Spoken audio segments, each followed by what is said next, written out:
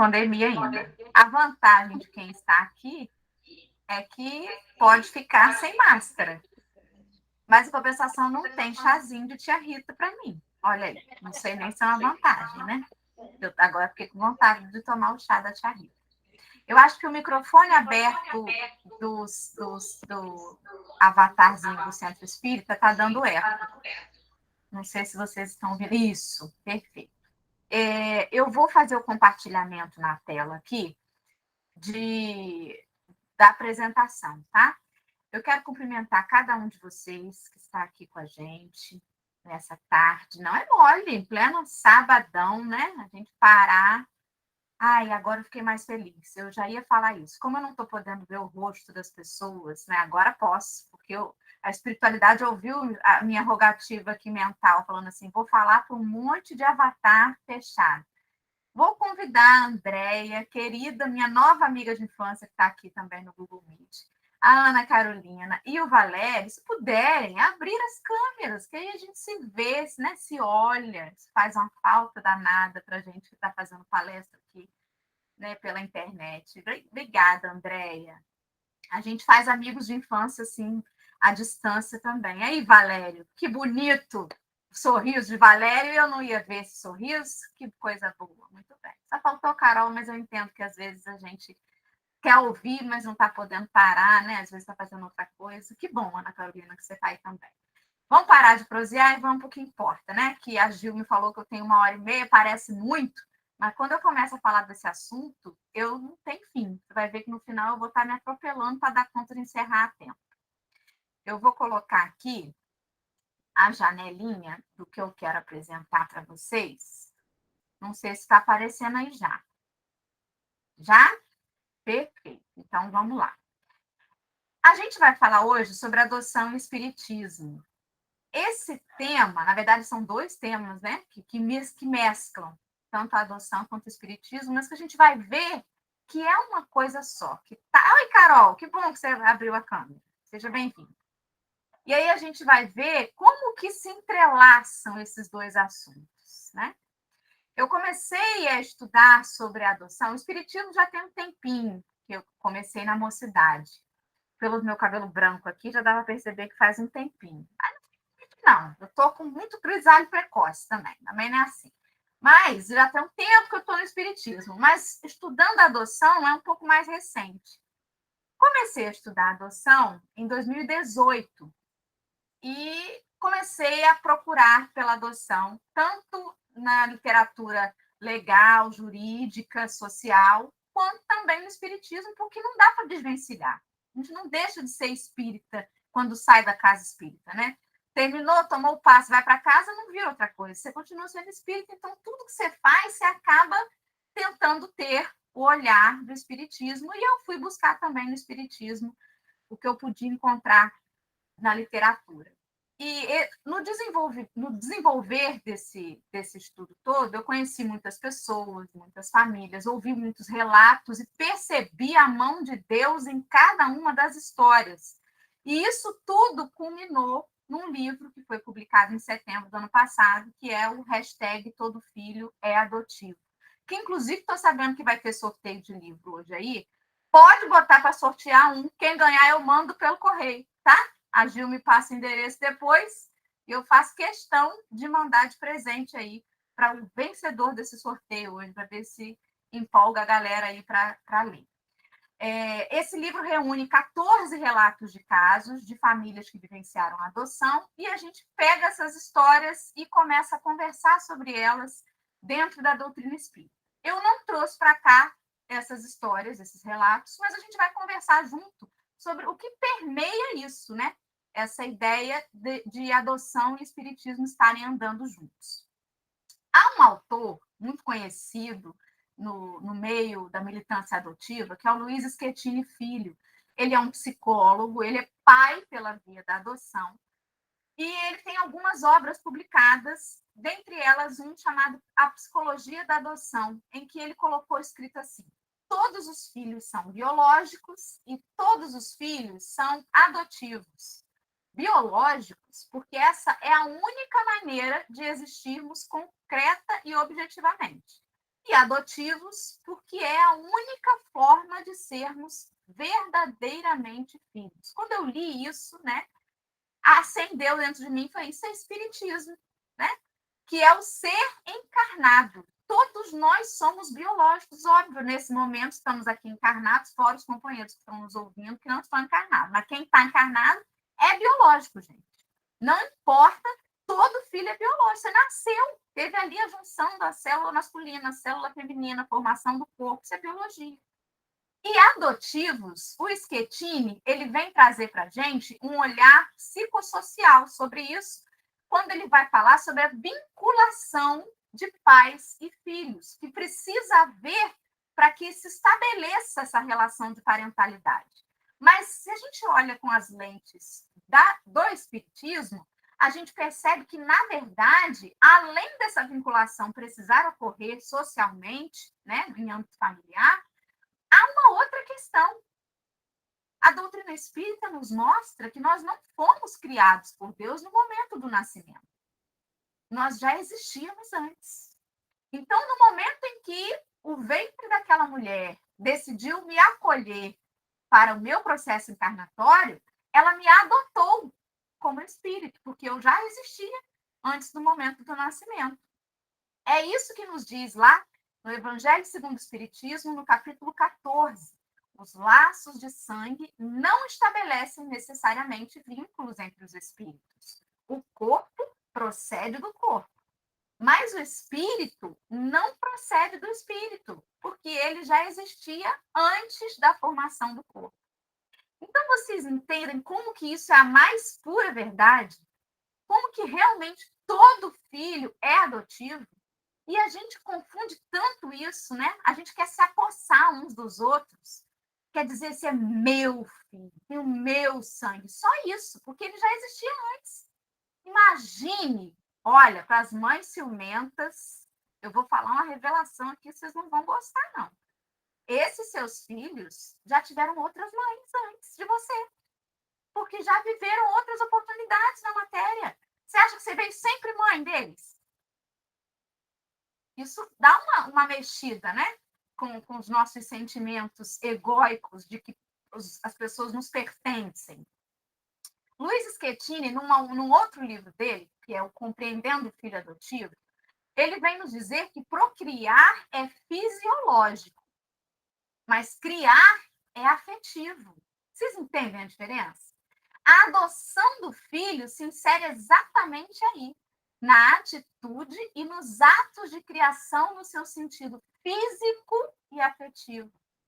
Dessa forma, meus irmãos, o filho, que era sonho, e por ser sonho tinha condição fundamental de ser realidade, afirma-se como filho, não pelo processo biológico e fisiológico do nascimento, mas pela adoção afetiva dos pais que incondicionalmente o amam, e eu diria que decidem amar. Nem todas as mulheres que dão à luz amam instantaneamente os seus rebentos. Isso é uma verdade verdadeira. Porque além de ser um outro ser desconhecido, surgem os medos. Você já ouviu falar em puerpério? Isso é uma coisa recente. Há um tempo atrás se falava sobre isso. Até as pessoas julgavam muito a depressão pós-parto, né? Como pode, desnaturada, né? Não conseguiu amamentar o filho, relegou, tacou logo a mamadeira. Tem tanta coisa envolvida nisso. E a gente sabe que não é só fisiológico. Vamos saber quem são aqueles dois espíritos que estão se reencontrando ali. Não é verdade? Então, procriar é do ser animal que a gente é ainda, né? Está na natureza, mas aquela afeição, aquele carinho, aquela decisão, aquela escolha de não, eu vou amar. Ai, mas essa criança é feia, mas eu vou amar. Ai, mas ela veio defeituosa, mas eu vou amar. O amor é uma escolha. E a gente escolhe amar quando a gente se adota uns aos outros. Eu já estou quase chorando só no terceiro slide, eu já fico toda emotiva para falar disso, porque isso é tão Jesus, né? No livro Vida e Sexo, de Emmanuel, através da psicografia desse iluminado Chico Xavier, ele vem dizer assim que arraigada nas vidas passadas de todos aqueles que a compõem, a família terrestre é formada assim de agentes diversos, porquanto nela se reencontram comumente afetos e desafetos, amigos e inimigos, para os ajustes e reajustes indispensáveis ante as leis do destino. E aí a gente precisa desromantizar as relações.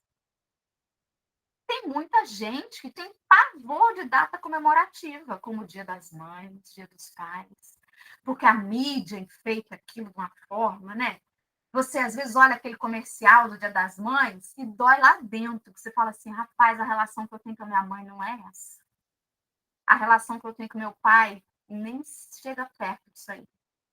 A gente idealiza, a gente deseja que o outro seja algo que ele não é, porque a gente esquece ou faz pirraça com as leis de Deus, porque às vezes a gente até sabe, né? Que o pai e a mãe da gente é aquele que era para ser, com todas as suas qualidades e com todas as suas imperfeições. Nós estamos reunidos ali por alguma razão. E algumas vezes essas relações sucumbem. É o ideal? Não, não é. É o ideal que haja briga, que familiares que vieram inimigos não se falem? Não é o ideal. Mas alguém sabe como é que foi antes? Às vezes eles se mataram em outra existência e agora eles se suportam, um lá e outro aqui. Isso pode ser um avanço para a relação. E a gente não faz ideia. É o que a gente tem que buscar? Não, a gente precisa buscar o melhor sempre, mas o melhor que a gente consegue, que seja saudável para a nossa mente, para a nossa sobrevivência. Não adianta a gente também forçar a relação que não desce. A gente precisa se respeitar e fazer o melhor que a gente puder. É por isso que a gente não pode julgar as relações de ninguém.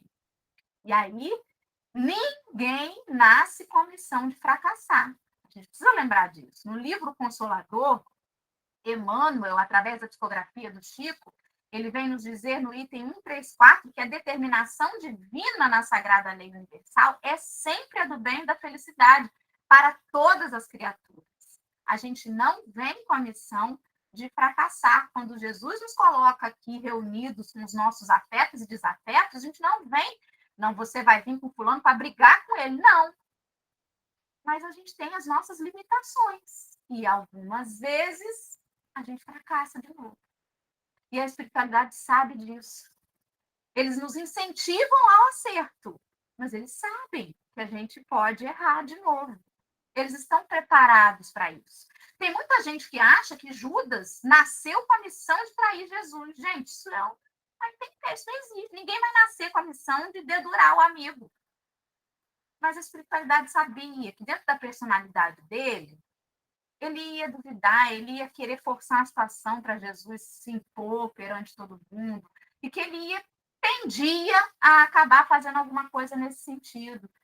Mas ele nasceu com essa missão? Não, gente. Ele tinha escolha de, na hora, pensar e falar, não vou fazer isso, não. A gente não nasce determinado a fazer alguma coisa errada. E a gente precisa tomar muito cuidado com isso. Com essa coisa da lei de ação e reação, não é a mesma coisa do olho por olho, dente por dente. Senão, para cada assassino, vai ter sempre alguém para ser assassinado. Se um assassino reencarnou, aí você pensa assim, matou na outra vida, nessa vida alguém vai matar ele. Mas a gente vai ficar sempre nascendo um assassino para matar um que vai precisar passar por aquele velho?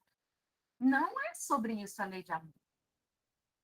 A lei de amor é uma lei de oportunidades.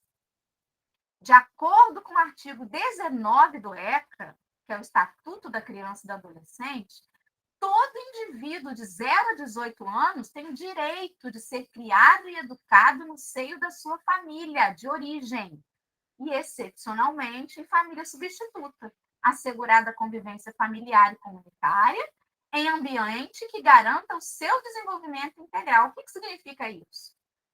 A pessoa não tem dinheiro, já teve 8 filhos, pega o nono e dá para adoção. A falta de dinheiro não é razão para as pessoas perderem a guarda dos seus filhos. Acaba acontecendo isso no nosso país, porque com a falta de dinheiro vem uma outra série de problemas, né?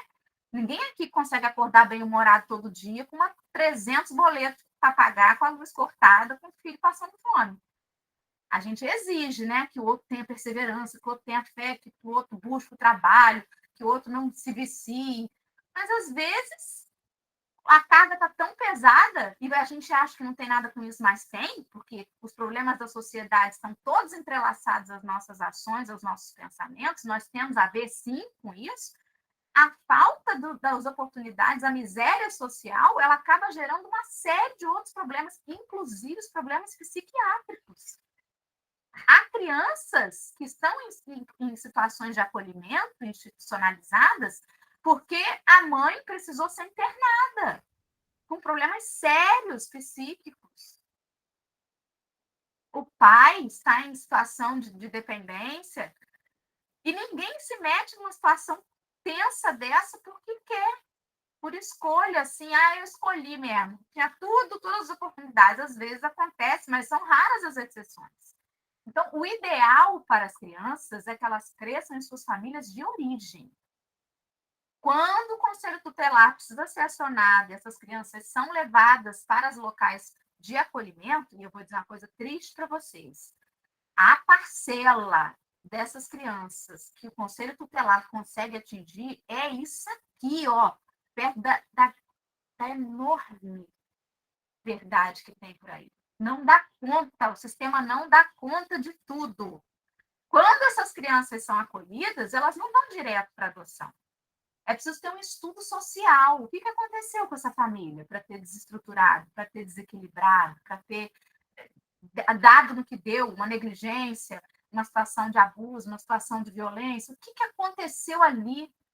Não é só tirar a criança do seio familiar. Precisa estudar. E quando realmente não tem condição daquela criança ser reinserida na família de origem, aí sim ocorre a destituição do pátrio poder e vão ser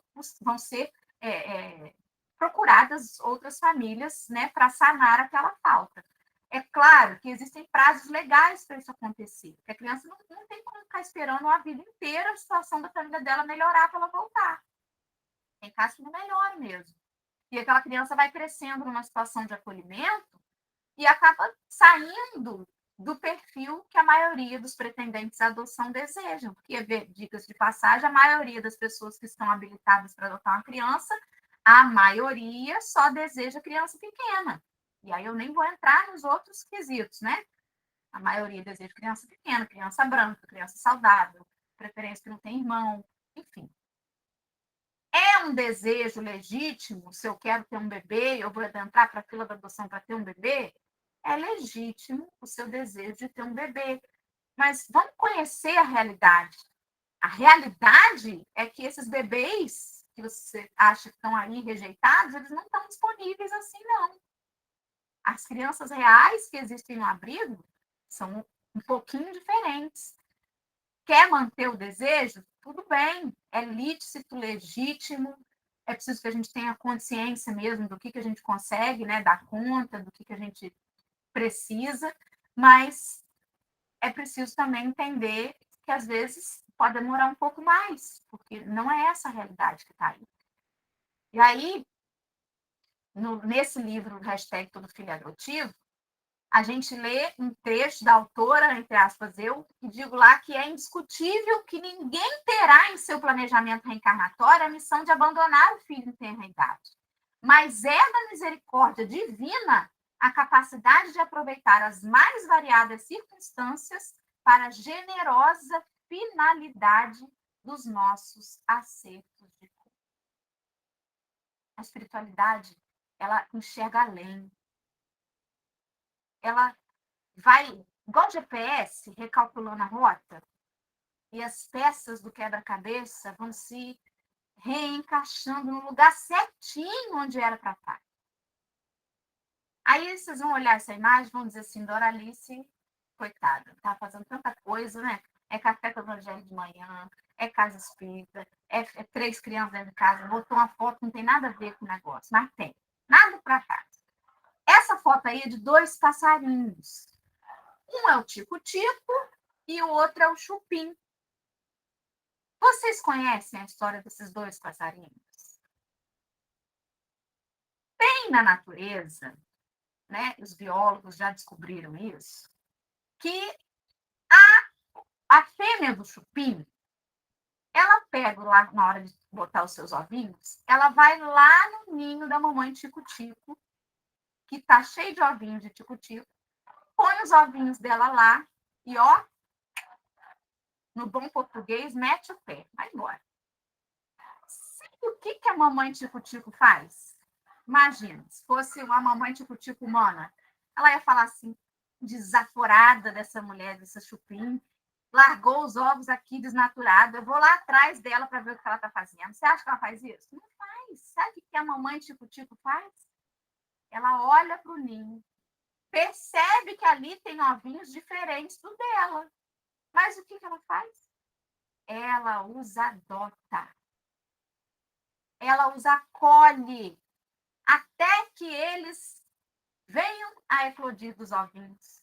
E ela os abandona? Não. Ela os alimenta. Ó, se você perceber, o filhote de chupim, ele é maior do que o tico-tico adulto, mas está ali recebendo a minhoquinha na boca. E ela trata deles até que eles possam dar conta de suas vidas sozinhos. Na Revista Espírita, na edição de janeiro de 1860, teve uma comunicação familiar com o espírito, foi dar um conselho lá. E aí ele deu 2 conselhos. É para gravar, hein? É para anotar no cantinho do caderno e decorar. O primeiro conselho é: confie em Deus. O segundo conselho é: medite, observe, reflita atentamente no livro divino da natureza para obter as respostas das escolhas que você necessita fazer. Olha que interessante, ele não falou assim, atenta lá no Evangelho de Mateus, capítulo. Não.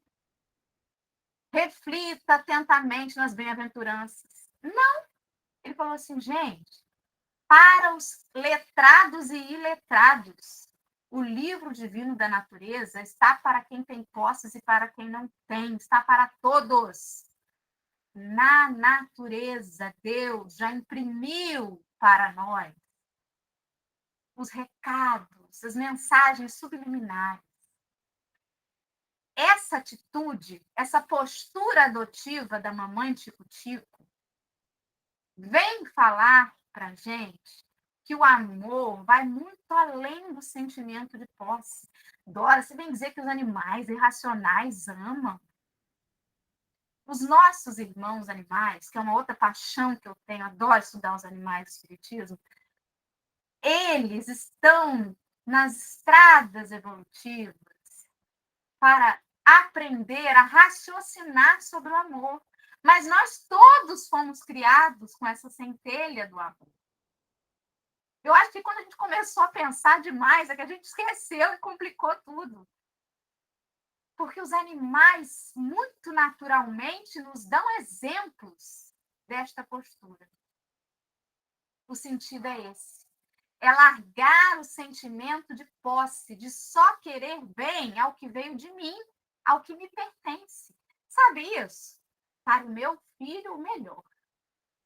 Tem gente que fala assim, eu não vou adotar uma criança porque eu não tenho como pagar para ela a melhor escola. Mas que orgulhoso sujeito, né? Acha que só pode ter um filho se puder pagar a melhor escola, o melhor plano de saúde. Eu vou dizer uma coisa a vocês, no abrigo, essas crianças são muito bem cuidadas. Em geral, né, os abrigos, sobretudo aqueles governamentais, o daqui de Rio das Ostras é um exemplo de instituição de acolhimento. Eles têm um protocolo, a criança chega, ainda que ela vá passar por um período ali até ser reintegrada à família de origem, é aberto um processo desse acolhimento. Ela chega, ela faz um check-up geral de saúde que talvez ela nunca tenha feito na vida. Um exemplo que eu vou dar de vocês, a minha filha mais velha, no primeiro acolhimento dela, ela passou por esse check-up e descobriram nela um tumor que ocupava 1/3 do tórax, que jamais ia ser descoberto se ela não tivesse sido acolhida. Isso é muito sério, eles têm acesso à saúde, sim, e vivam o SUS. está aí para isso.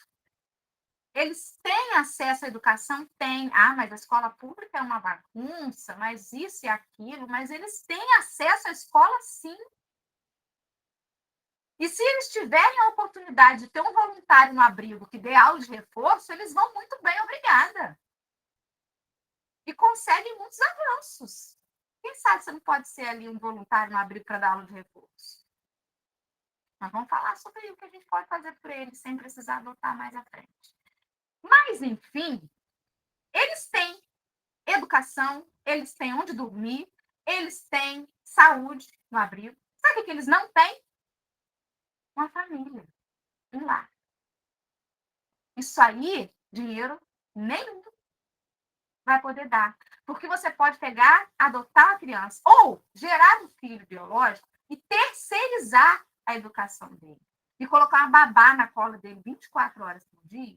E sabe o que vai acontecer? Ele vai ter saúde, vai ter educação, vai ter uma cama para dormir, mas ele não vai ter um lar. Ele não vai ter uma família. Ele não vai ter sido de verdade adotado por você. E é isso tanto que a gente vê, gente. Eu assisti a série The Crown, né? Lá da Rainha Elizabeth, a história dela lá. Ô, gente, que dó que eu fiquei dos filhos da Rainha da Inglaterra assistindo aquela série. Zero acolhimento familiar. Zero adoção dentro daquela família. Sem, assim, não conheço eles pessoalmente, né? Talvez eu esteja fazendo um julgamento nem tão cristão assim, mas, assim, dinheiro não reflete sentimento, não, gente. A gente tem que parar de achar que porque é meu filho, eu vou encher de tudo que é bom do melhor material. Porque não adianta. Tem inteligência emocional. Vai para a escola com tênis que brilha, com cabelo assim assado, com a mochila mais bonita, com caderno assim assado. E a inteligência emocional? Foi mal na prova, ficou em depressão, a escola ligou, seu filho não está bem. Aí você fala assim, você tem tudo, eu te dou do bom e do melhor. A gente ainda não entendeu nem sobre o amor àqueles que a gente acha que nos pertencem. Né? Ao adentrar o mundo da adoção... Ué, Valério chegou aí presencialmente? É isso mesmo? É Valério, gente? É? Aí, Valério. Tá vendo? Distraindo a gente. Reconheci Valério, já estou conhecendo vocês tudo, tá vendo? Ao adentrar o mundo da adoção, precisamos mais do que o desejo egóico de ter um filho a qualquer custo. O filho que nos chega é, antes de tudo, um irmão em humanidade, assim como todos aqueles que corroboraram para que ele chegasse até nós.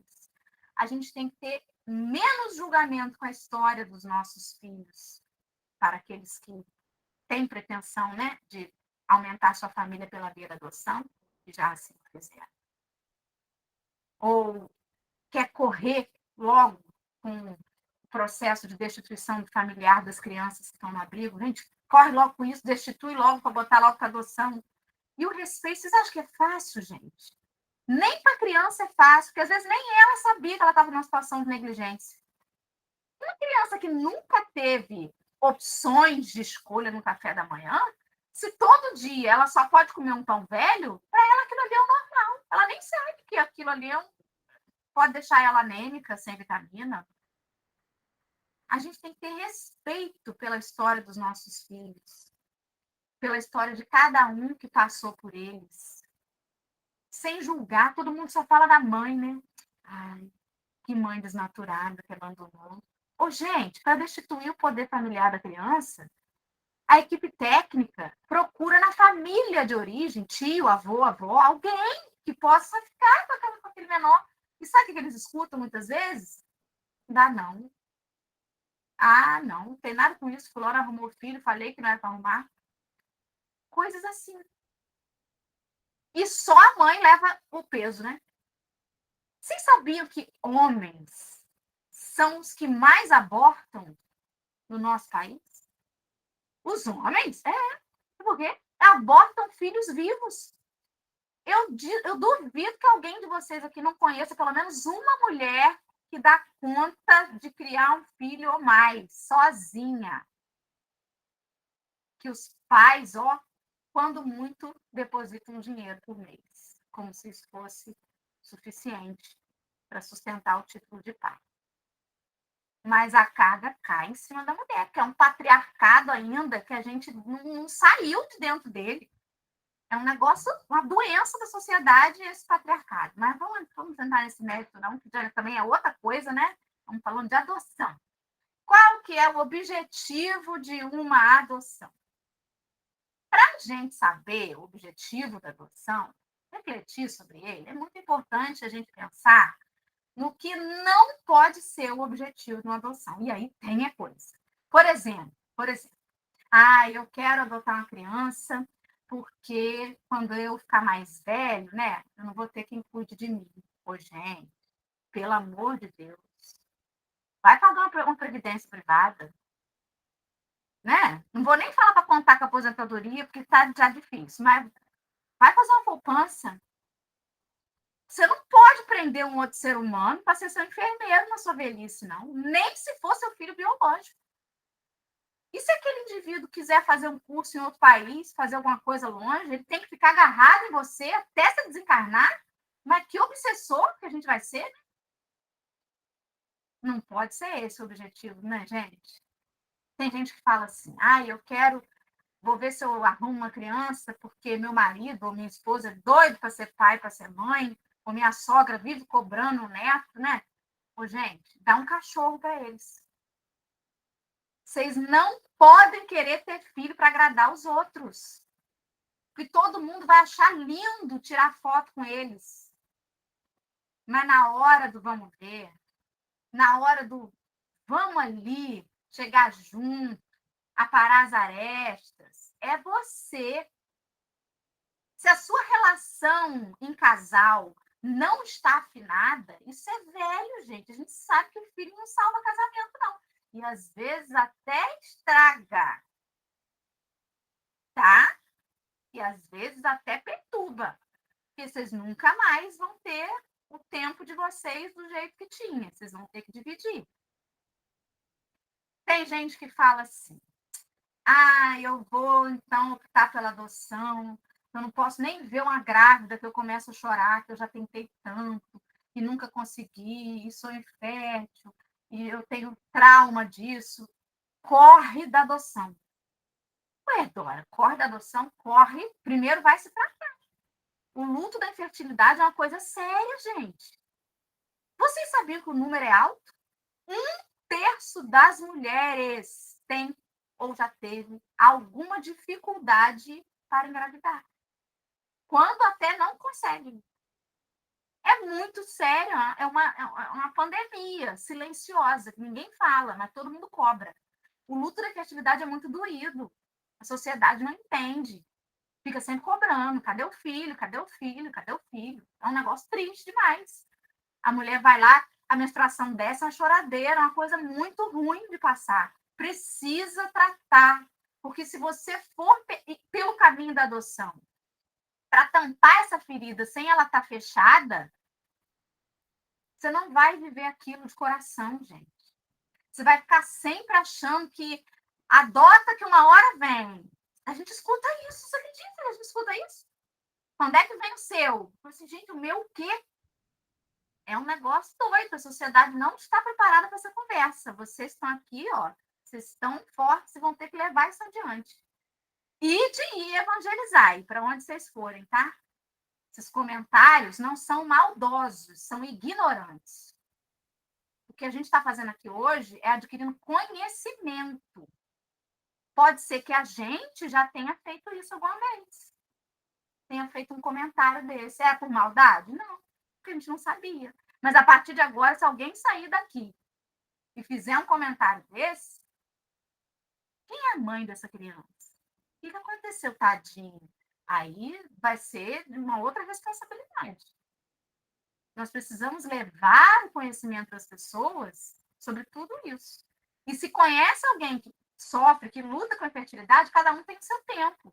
Tem mulheres que não ficam insistindo, gastando rios de dinheiro com fertilização in vitro e tudo mais. Mas tem umas que precisam chegar ao limite. E tudo bem, cada um vai despertar no seu momento. Mas é preciso que esteja Claro que para entrar no mundo da adoção como pai e mãe adotivo, tem que estar bem resolvido isso.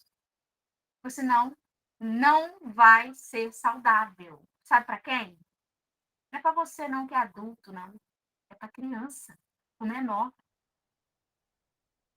O adulto vai no fórum, mas a criança não escolheu estar no abrigo, não, gente. Então, vamos pensar sobre isso. E tem a outra clássica, esse é clássico, do objetivo, que não é para ser o objetivo. Tem uma pena dessas crianças. Queria fazer uma bondade. Vou lá adotar, fazer essa caridade. Você já ouviu isso? Acho tão bonito isso que você fez, Gil. Ô, Gil, você vai pro céu, hein, Gil? Você vai pro céu mesmo, hein? Já ouviu isso, Gil? Ô, gente, lá no Evangelho segundo o Espiritismo, tem uma comunicação de um espírito familiar, no capítulo 7, item 18, titulado Os Órfãos. Só um trechinho, diz assim: evitai esse ar de proteção, que equivale a revolver a lâmina no coração que sangra. E considerai que, fazendo bem, trabalhais por vós mesmos e pelos outros. O que significa isso? Não fica com esse olho de piedade em cima das crianças, não. Porque se você decide ser pai pela via da adoção e vai trazer para a sua casa um menor desse, pode ser que você seja o espírito devedor e não ele. Então, baixa sua onda aí, desce do salto, que você não sabe que laços estão ligando vocês, e talvez ele está vindo para te salvar, e você acha que você está sendo caridoso, fazendo caridade. Ô, gente, com todo respeito do mundo, tá? Mas eu já ouvi comentários assim: você viu fulano, espírita, adotou 200 crianças, é pai de mais de 200 jovens. Eu fico dentro de mim pensando assim, mas não é mesmo. Ô, gente, não é não. Eu duvido. Ter um filho não é só dar o sobrenome ou botar debaixo de um teto, não, gente. Você já sabe lá o que é você perguntar para 200 crianças como foi o dia da escola? Você já ouviu 200 crianças chamar ao mesmo tempo para dizer assim, mãe, acabei, vem me limpar? 200?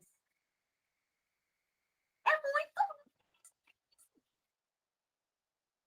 Ele pode ter criado um grande abrigo, onde tem várias pessoas trabalhando para ajudar a dar conta.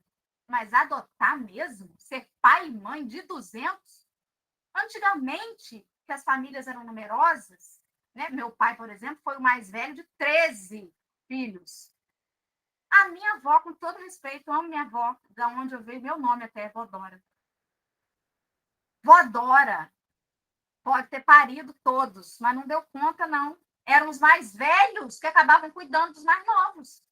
Porque não dá, é humanamente impossível cuidar da casa, do marido, cuidar, antigamente, né, era esse o trabalho da mulher, cuidar da casa, do marido, e ainda ter que calar 13 crianças, alimentar, saber se foi bem na escola, se não foi, parar de brigar, não briga não, faz as pazes, ó, abraça aqui, só vão sair do quarto quando disserem que se amam, já sabe disso?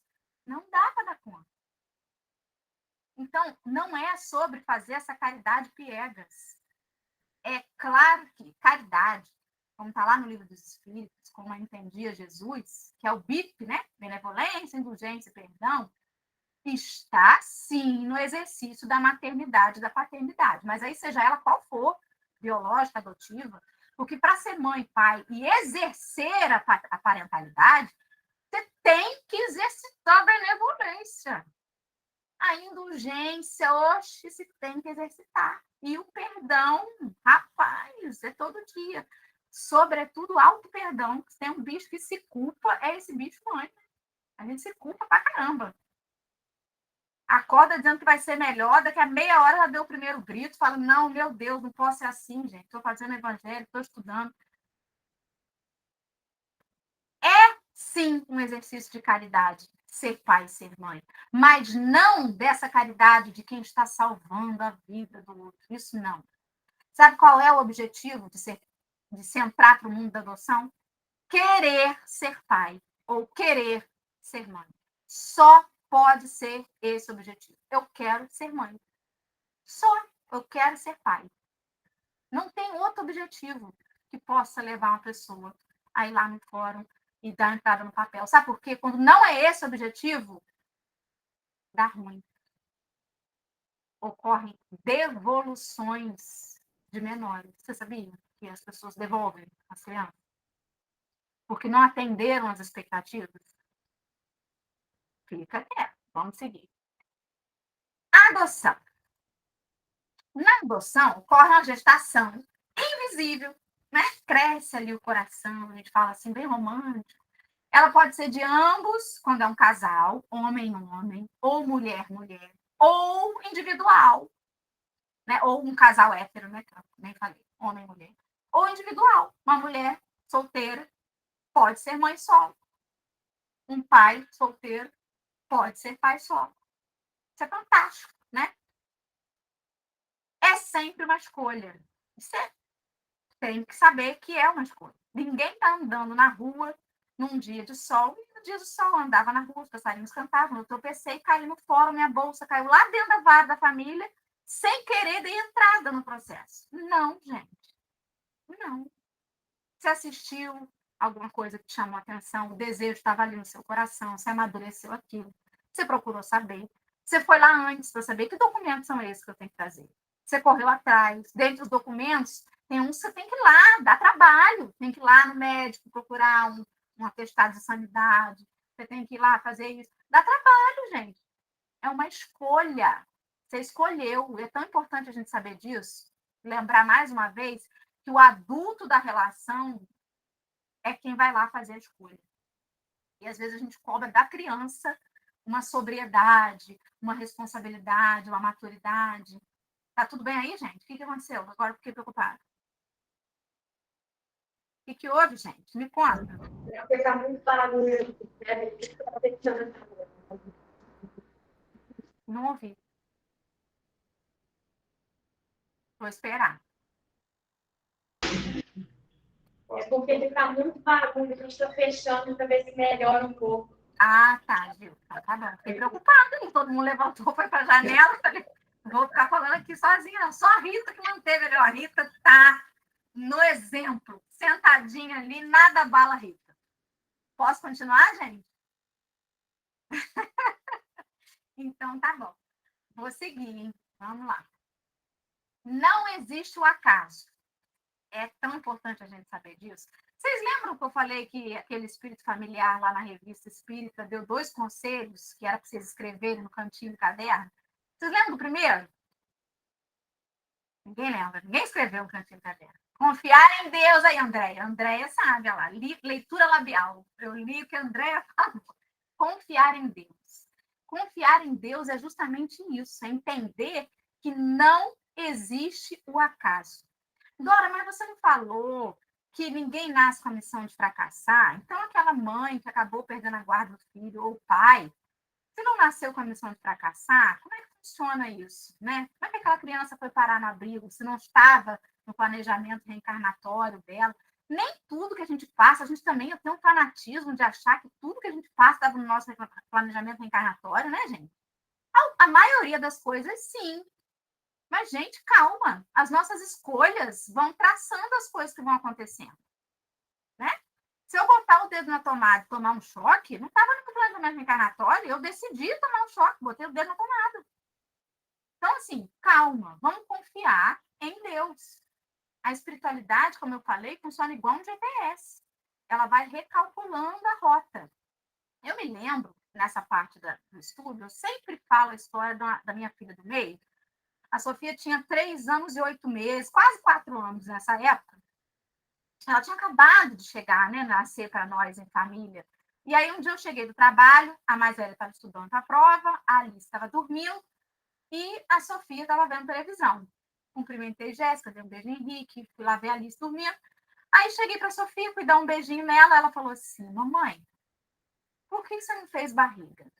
Eu olhei para a TV, falei, caramba, não tem nada no desenho aparentemente passando, falando sobre isso, por que a Sofia está me indagando isso, né? Mas aí eu lembrei que na época que eu estava estudando sobre adoção, Eu ouvi uma historinha e readaptei para ela. Eu falei assim, só é o seguinte, por que a mamãe não fez barriga? Porque quando você estava lá na espiritualidade, e ela já entendia esses termos, porque assim que chegaram, a gente já botou na evangelização e elas acolheram os ensinamentos espíritas com muita naturalidade, né? Então, ela já entendia sobre erraticidade, sim, né? Com uma visão lúdica de criança, mas ela entendia. Estava lá no plano espiritual e Jesus falou assim, sou solta na hora de você reencarnar, você vai ter que voltar. Vamos escolher uma mamãe para você poder voltar. Aí você pegou e falou assim: eu queria voltar aqui, ó, quero ser filha da Dora. Aí Jesus, Sossô, olhou para Dora e falou assim: rapaz, essa Dora aí era um espírito muito endividado, veio com uns probleminhas aí, tá pagando as dívidas, coitada. Vai dar não, Sofia.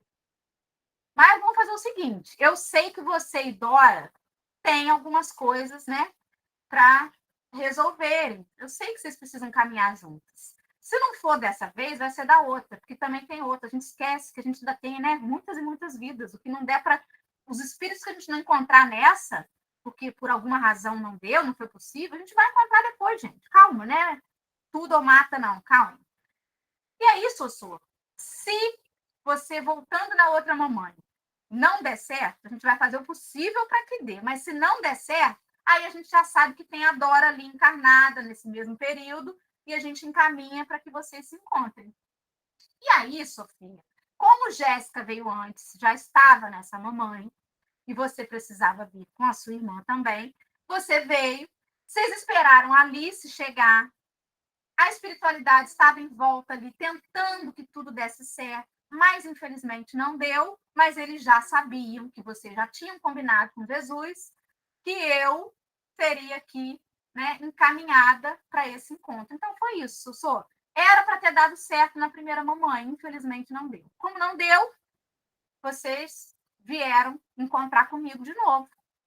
Ah, então agora entendi. Ela falou que entendeu. Ela falou assim, mas agora vamos fazer o seguinte, mamãe.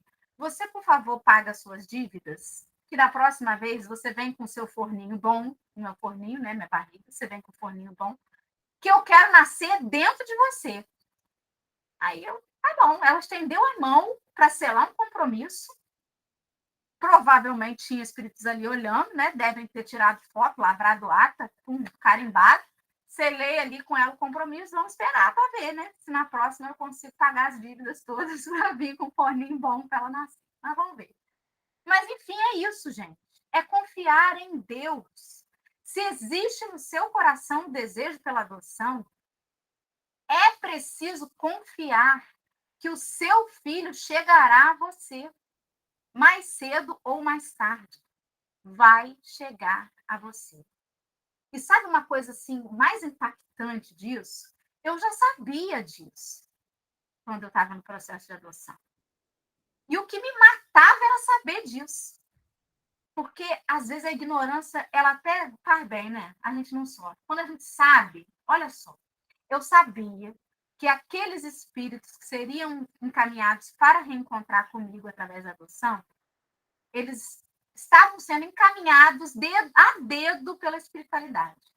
Mas, como o nosso perfil era para crianças maiores, olha que loucura. Eu sabia que elas já haviam reencarnado e estavam aí em algum lugar. Ô, gente, só de falar disso eu fico arrepiada, me lembrando das noites em que eu orava, chorando, porque eu não tinha barriga para conversar com o neném, né? Então eu ficava assim, Senhor, onde estiverem, eu sei que elas já estão encarnadas.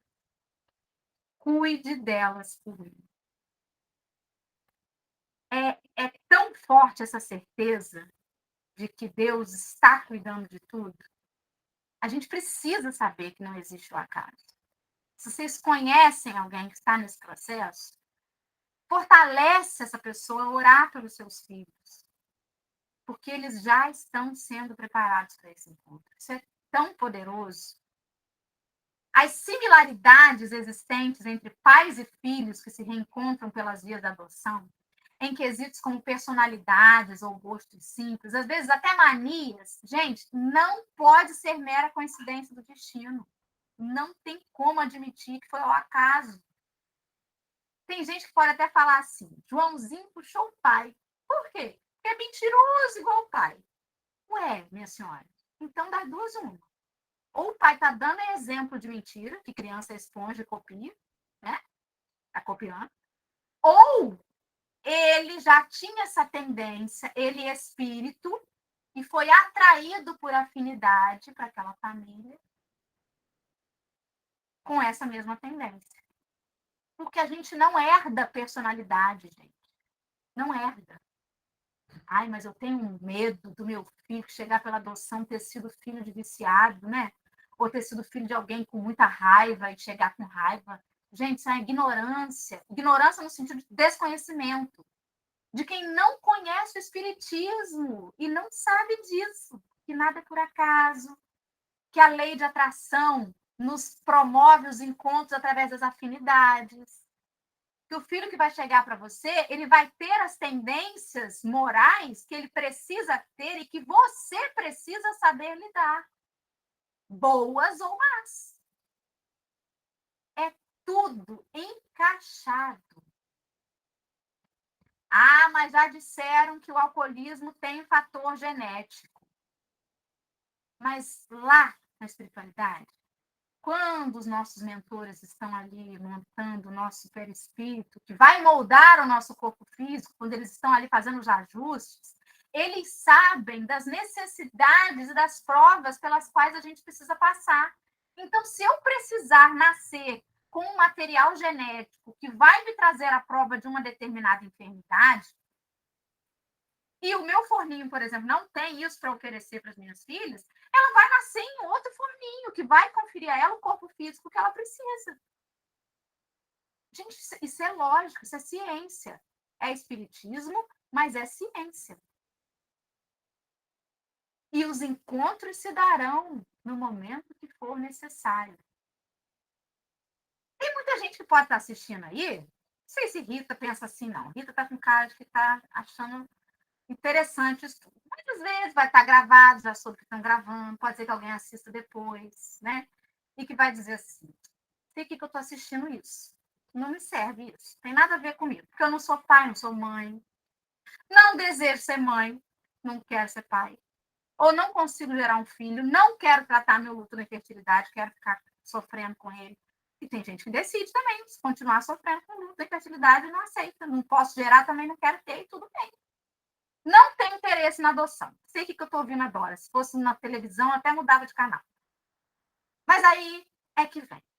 No livro Boa Nova, no item 20, tem um diálogo de Maria de Magdala com Jesus que é impactante. Presta atenção. Só o amor pelo sacrifício poderá saciar a sede do coração? A Maria de Magdala pergunta. E Jesus responde. Somente o sacrifício contém o divino mistério da vida. Na tua condição de mulher, já pensaste no que seria o mundo sem as mães exterminadas no silêncio e no sacrifício? Na sua tarefa silenciosa, os corações maternais não desesperam e reedificam o jardim da vida, imitando a providência divina que espalha amor sobre um cemitério, que espalha sobre um cemitério de lírios perfumados de seu amor. Ele está falando dos corações maternais. Ainda é muito ligado à figura feminina da mulher. Mas a gente sabe que o espírito tem essas polaridades, feminina e masculina. E hoje em dia, a gente já vê homens mais comprometidos até com a questão da parentalidade. A polaridade do feminino, né, que é ligada ao sentimento. E aí ele vem enaltecer a condição dessas mães exterminadas no silêncio e no sacrifício. E aí toca o coração dela e ela diz assim: desgraçada de mim, Senhor, que não poderei ser mãe. Então, atraindo-a brandamente a si, o mestre acrescentou: e qual das mães será maior aos olhos de Deus? A que se devotou somente aos filhos de sua carne? Ou a que se consagrou pelo Espírito aos filhos das outras mães? Será que Jesus estava dizendo ali que as mães adotivas realmente vão para o céu, como agiu? Não, gente. Ele não quis dizer que as mães pela adoção são melhores. Ele nos chamou a atenção sobre a postura adotiva que todos nós, homens e mulheres, precisamos ter para com todas as criaturas. Para que a gente saia do sentimento de posse. Eu queria tanto ter um filho para levar para passear. Minha senhora, você não tem um sobrinho, filho da sua vizinha, que ela trabalha tanto, que a criança não vai numa esquina, nunca foi no cinema. Você não pode levar ela? Convida a sua vizinha, o filho, não pode levar a criança? Não, eu só quero, se puder, eu levar sozinha a criança. A gente ainda é muito egoísta, muito vaidoso. Quer que seja meu, quer que seja do meu jeito. E Jesus convida a gente a ter um olhar para além das nossas posses, desse sentimento egóico ainda. E aí vem essa passagem de João, que é um tiro no peito da gente. 19, capítulo, versículos 26 e 27. Um tiro que eu digo do amor, tá, gente? Comparação horrorosa que eu fiz agora, mas é assim que eu quis dizer, que pega em cheio, tá? Me perdoe. Uma infeliz comparação. Ao ver sua mãe e junto dela o discípulo que ele amava, Jesus disse à sua mãe: mulher, eis aí o teu filho. Depois disse ao discípulo: eis aí a tua mãe. A gente lê assim, e já deve ter lido aqui várias vezes, né? Vocês já devem ter lido isso no conceito. Agora vamos fazer de novo. Vamos fechar o olho nesse momento e vamos imaginar ali a cena, derradeira cena. Maria, mãe de Jesus, vendo seu filho amado ali, sangrando, sofrendo, sentindo dor. Como é que ela estava? Chorando, com certeza. Que mulher que não estava chorando se só eu estava gritando? Tira daqui! Ela não, estava ali comedida, chorando, emocionada. E aí ele virou para ela ali, naquela situação, com João do lado dela, triste também, chorando também. E ele disse: mulher, eis aí o teu filho.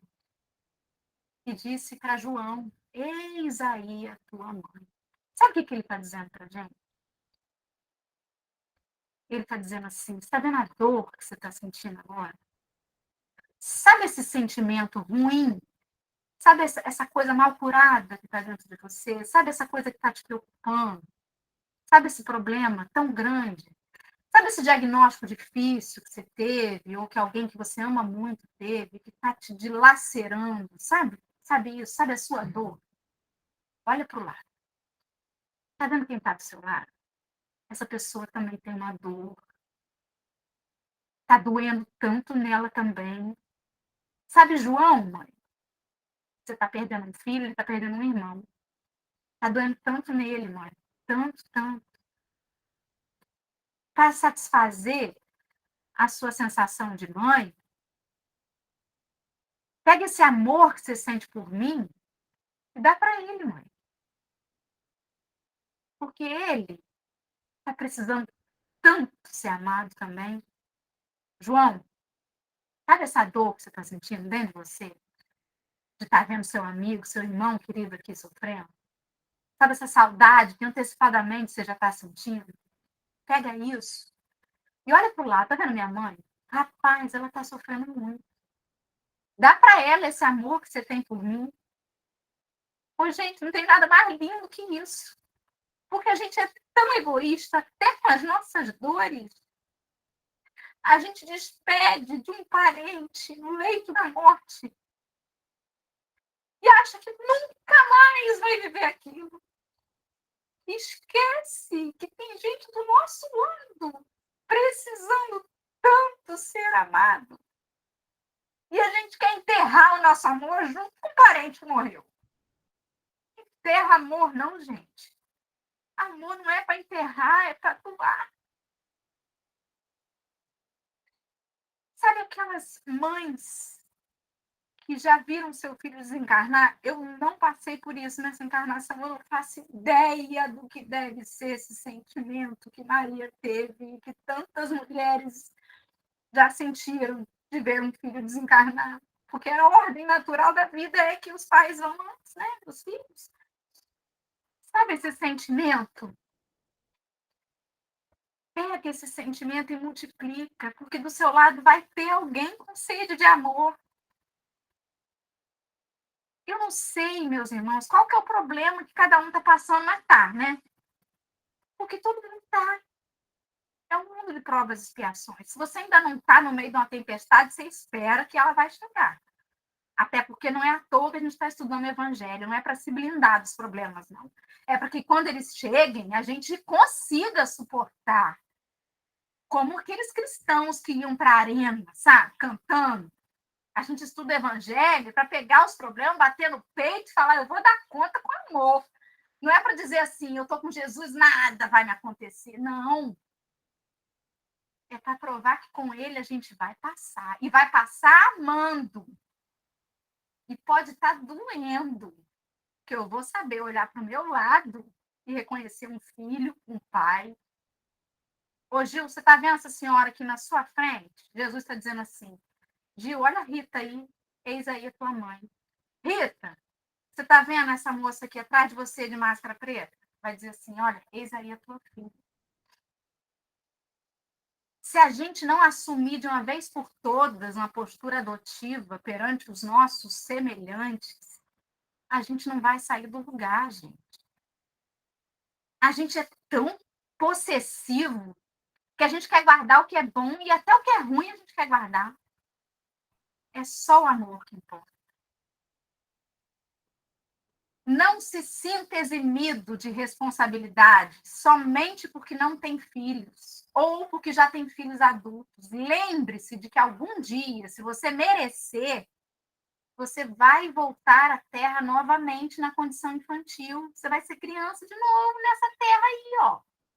E quem sabe quais desses pequeninos que hoje você ignora irão lhe receber.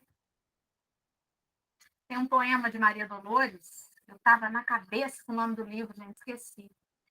Mas que trata sobre a história, no poema, Maria Dolores é uma poetisa, né? Ela, no poema, conta a história de um pintor de quadros que certa noite bateram a porta dele, era uma criança moribunda, que tinha perdido os pais, pedindo alimento. O garoto era a coisa mais linda do mundo.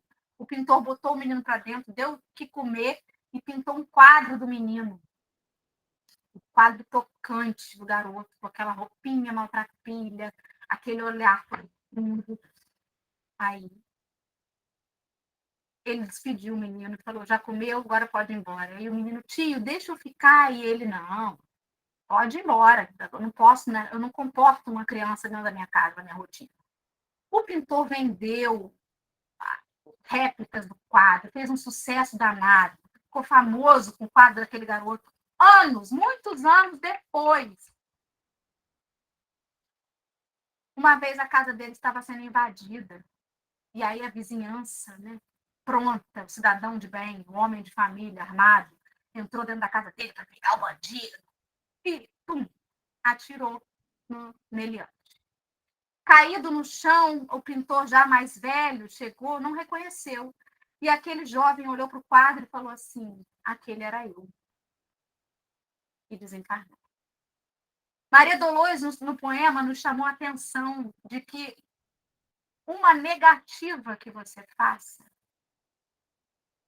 pode modificar a vida do outro para sempre. Um vidro fechado no sinal de uma criança que você não quer nem olhar no olho para dizer que não vai comprar bala, pode mudar a vida dele para sempre. Assim como você abrir aquele vidro, dar um sorriso, ainda que você não compre a bala, dizer uma palavra de ânimo, pode mudar o dia dele para o melhor. O que a gente está fazendo com essas crianças, com esses jovens de hoje? A gente está ignorando, fingindo que eles não estão aí, que eles não existem? Eu me lembro que há um tempo atrás, há uns 4 anos, 3, 4 anos, um shopping em São Paulo fez um evento chamado Passarela da Adoção em maio. Maio é o mês que a gente comemora o Dia Nacional da Adoção, dia 25 de maio. E aí, aquele evento desfilariam jovens, crianças em situação de acolhimento para uma marca lá de roupa. Ih, mas o cidadão de bem ficou chocado. Absurdo botar essas crianças, expor essas crianças como se fosse uma vitrine. Realmente é chocante mesmo. Mas não choca saber que elas ficaram o ano inteiro dentro do abrigo e ninguém fez nada? Choca você botar no shopping nossa, mas tá expondo a criança. Mas elas escondidas dentro do abrigo, tá legal, tá ok, então. Gente, não tá fazendo sentido. O que a gente está fazendo por esses jovens? Sabe aquele jovenzinho da sua rua que você acha que aquele ali deve estar se metendo com coisa errada? Já parou para se perguntar o que está acontecendo na cabeça dele?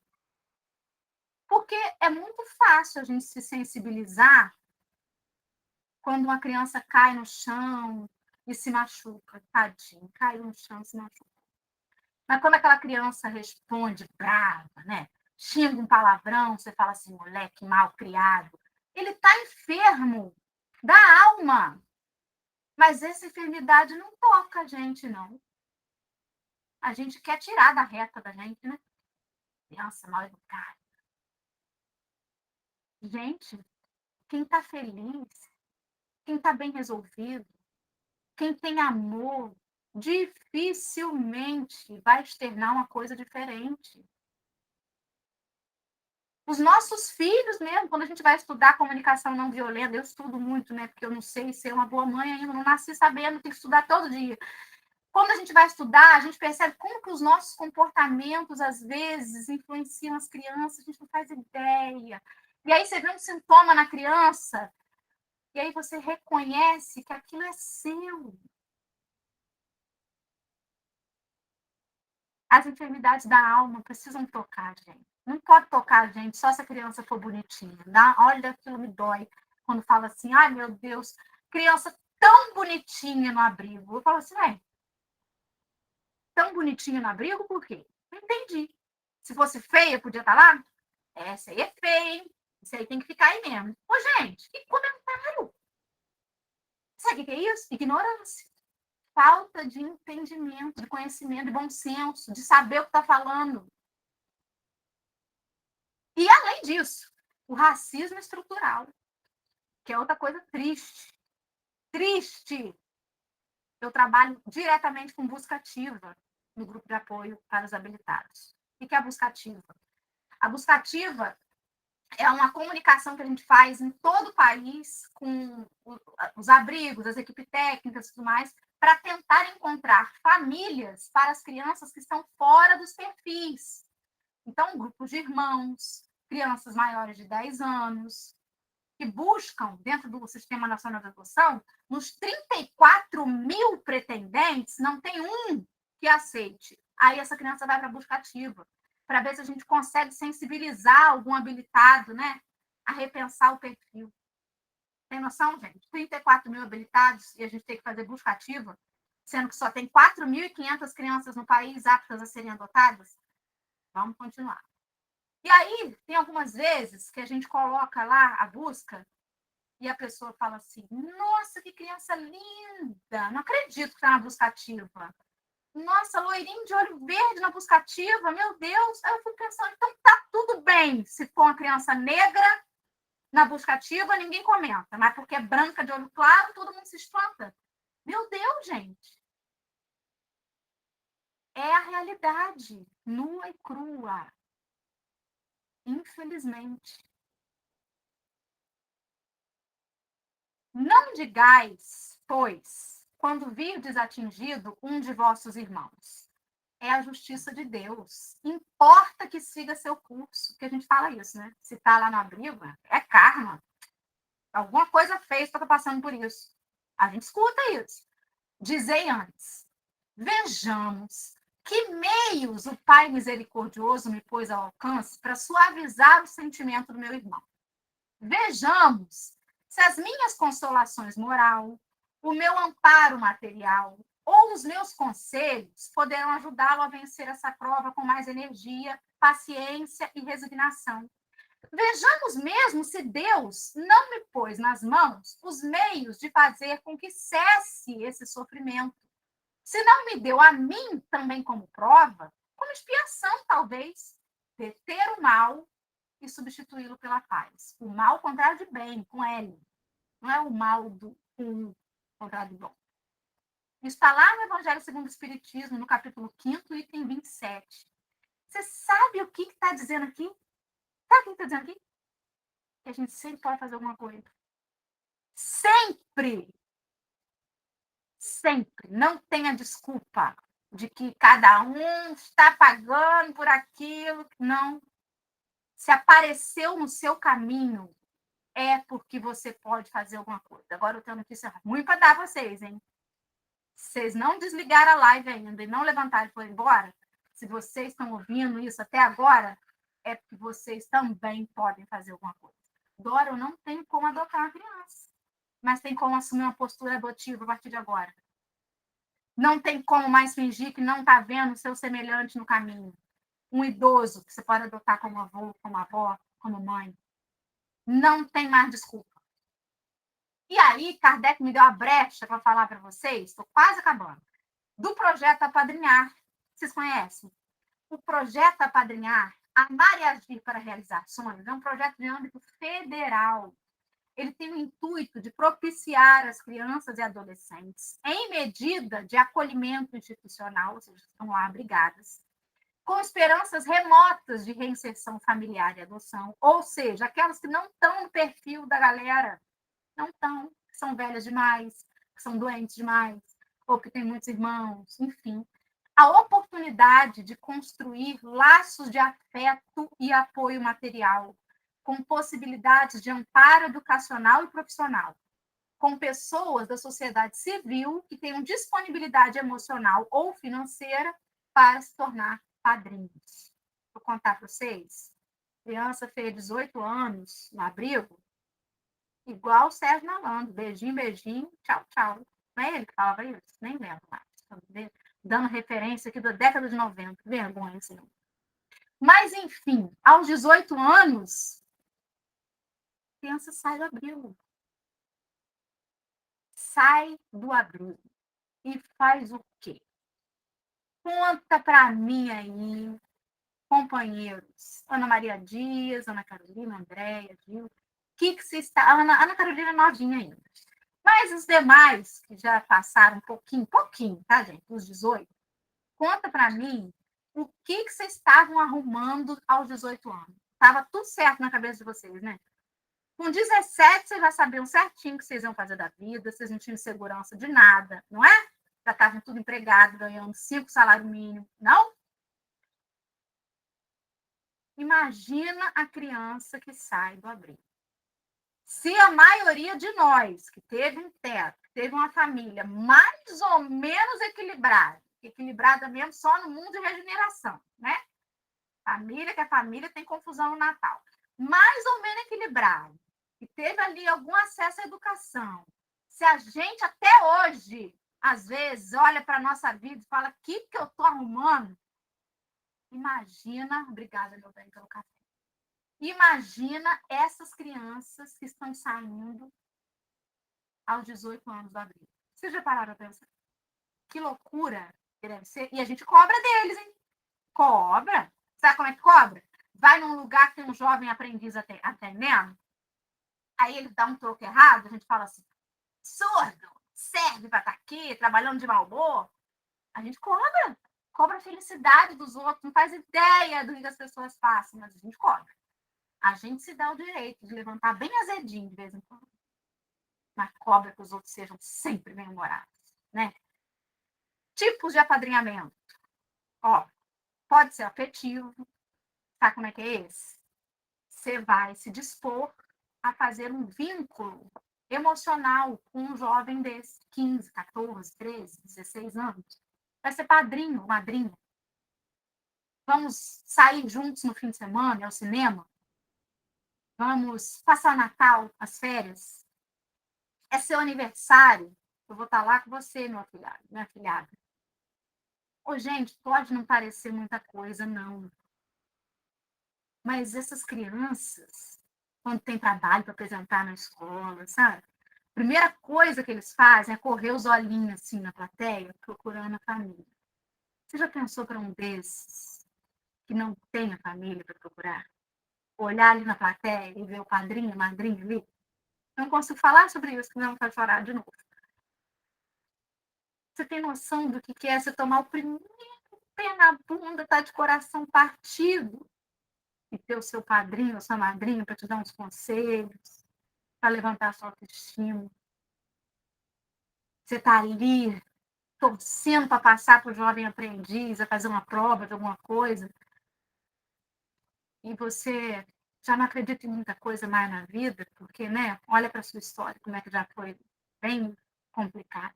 Mas você tem um padrinho, uma madrinha, que vai te incentivar, vai falar assim, desiste, Andréia, não desiste não. Eu sei que não foi fácil até aqui, mas você é capaz. Ô, gente, que diferença que pode fazer isso? Você vai sair do abrigo aos 18 anos, tremendo nas pernas, mas seu padrinho já conseguiu até com alguém, talvez, um emprego para você começar,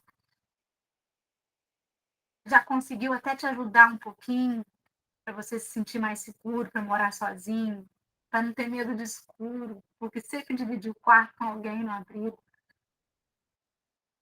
E aí você vai crescer e vai se tornar um adulto e vai ter uma referência de uma pessoa de bem. Que pode ter sido, quem sabe, a primeira pessoa a te ensinar a fazer uma prece no momento de dificuldade. Sabe lá o que deve ser isso? Você falar de Deus para uma criança dessa que se pergunta, cadê Deus que não me enxerga? Será que eu sou invisível para ele?